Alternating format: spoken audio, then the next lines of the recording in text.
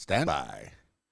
Oh, what's up, smarty people? It's KeysDAN with RadioWhat.com, DJLittleRock.com. It's the KeysDAN Show with some interesting facts.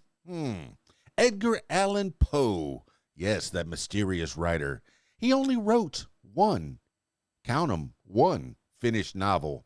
In 1838, Edgar Allan Poe temporarily departed from the usual brevity of his short stories and completed his first novel, The Narrative of Arthur Gordon Pym of Nantucket. I used to know a boy from Nantucket. I digress. It was also his last novel. Now considered the beginnings of science fiction and detective genres, Poe's works are best known for macabre plots that consistently feature the supernatural, and Arthur Gordon Pym is no different. Written 5 years before, Poe published some of his most popular works, including The Mask of the Red Death and The Pit in the Pendulum and The Telltale Heart. Poe's only novel was set at sea, recounting the adventures of a New Englander named Arthur Gordon Pym, who stows away on a ship. Upon leaving land, Pym suffers a series of misadventures, including shipwreck, mutiny, and cannibalism. Hello, Clarice.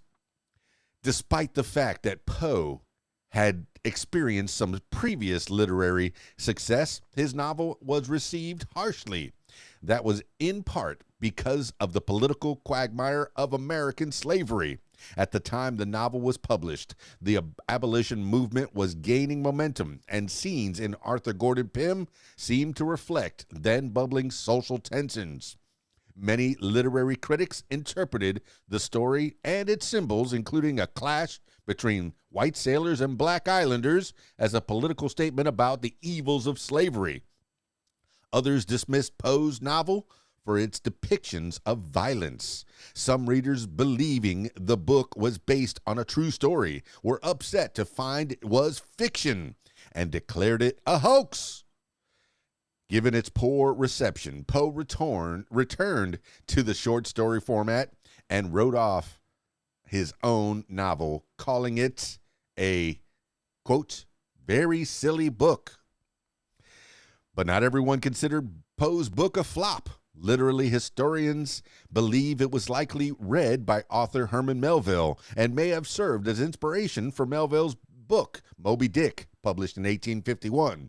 Over time, reviews of Arthur Gordon Pym softened, and in 1897, author Jules Verne wrote a 2-volume sequel called An Antarctic Mystery, continuing with Poe's supernatural story nearly 60 years after it went to press.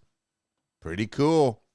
That's it for this edition of KeysDAN Show. It's KeysDAN, RadioWhat.com, DJLittleRock.com. Stick around for more. Peace.